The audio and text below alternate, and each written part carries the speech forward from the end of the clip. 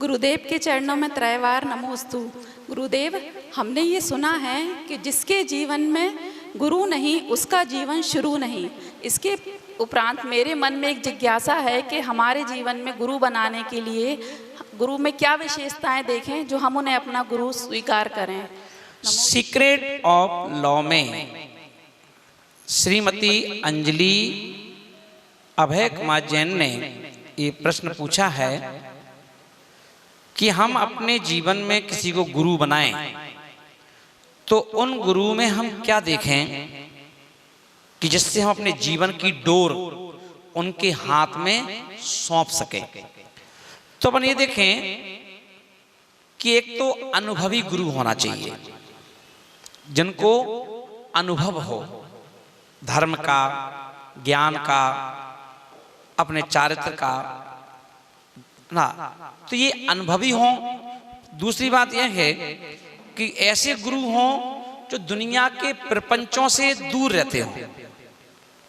दुनिया के जो प्रपंच हैं, जो प्रपंच हमें आत्मा से दूर ले जाते हों, जो प्रपंच हमें कसायों की ओर ले जाते हों, जो प्रपंच हमें पापों की ओर ले जाते हों, जो प्रपंच हमारे भावों को बिगाड़ने में निमित्त बन जाएं, तो ऐसे उन सभी प्रपंचों से जो दूर रहते हों, है ना, ऐसे गुरु के सानिध्य में हम अपने स्वभाव को प्राप्त करने के लिए, क्योंकि जो गुरु बनाने का मतलब ये है कि कोचिंग है। गुरु यानी एक कोचिंग, जिस कोचिंग में हम अपने अनंत भवों के जो विभावी परिणाम हैं ना, जिसने हमारे स्वभाव को दबा दिया है, स्वभाव को प्रकट नहीं होने दिया, तो उस स्वभाव को क्या कहते हैं, प्राप्त कर सकते हैं हम ऐसे गुरु के सानिध्य में।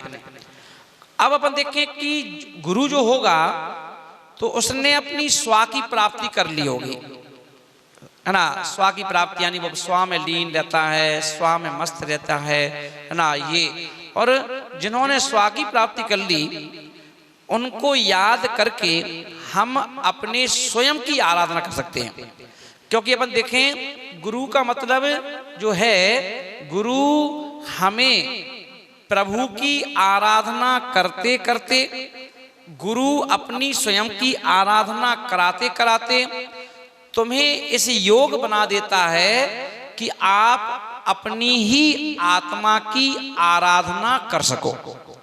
और हम अपनी ही आत्मा की आराधना तब कर सकते हैं जब हम अपने स्वभाव को प्राप्त कर लेते हैं।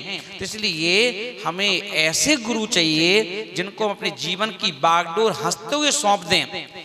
ऐसे सौंप दें जैसे एक माँ अपने बच्चे का पूरा ध्यान रखती है, ऐसे ही गुरु भी हमारे स्वभाव को प्रकट करने के लिए डांटें भी, समझाएं भी, कठोर दंड भी दें, टोकते रहें ना। ऐसे गुरु को हमें स्वीकार कर लेना चाहिए।